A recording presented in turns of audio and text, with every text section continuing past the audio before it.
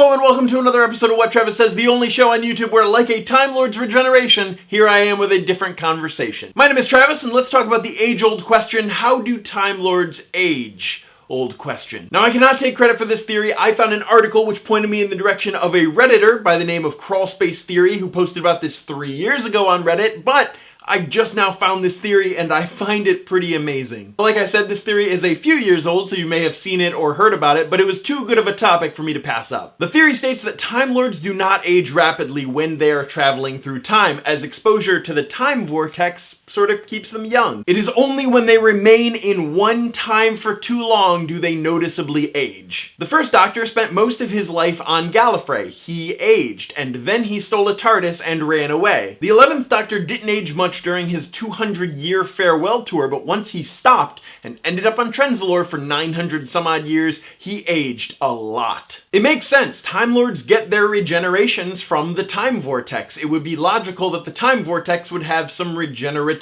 properties for Time Lords. It also helps explain some personality traits of the Doctor. You gotta keep moving, gotta keep hopping through the time vortex, or else your body will start to slow and break down. It could also explain Tom Baker's appearance as the curator in The Day of the Doctor. He is much older than the 4th Doctor when he regenerated, but maybe, just maybe, the Doctor decided to revisit some faces and then retire to Earth where he aged for a while. So if the time vortex does have regenerative properties, does it only work for Time Lords, or would it work for humans as well? Amy and Rory traveled with the Doctor for a while, and I think Amy was, 20 when she met the Doctor again as an adult? So if we assume that she and Rory spent about 8 to 10 years traveling with the Doctor and then decided to have a home life, and then Rory's dad convinced them to go back out again, they spent another 10 years with the Doctor. That's 18 to 20 years. Amy would be between 38 and 40 by the time she was sent back to 1938 by the Weeping Angels, and she still looks 20-something. Obviously, that's because Karen Gillan was on the show for,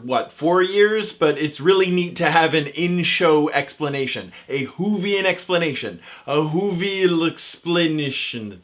That doesn't work as well as I thought it would. I, for one, am a fan of this theory, and I shall be adopting it as headcanon. It explains a lot of things that happen in the show. It explains why companions stay so young when they're traveling with the Doctor for years and years and years. Someone in the thread had a similar theory where the Doctor ages when he's fighting a battle, but he stays young when he's going on adventures. The War Doctor and the 11th on Trenzalore aged a great deal since they were waging a war. In the comments down below, let me know what you think about how the Doctor ages. Do you think that he ages when he's fighting a battle? Do you think he ages when he's staying one place in time? Do you think it's something else entirely? I love hearing from people who are as obsessed as I am about things. As always, my name is Travis. Thank you for listening to what I have to say, and you will see me tomorrow.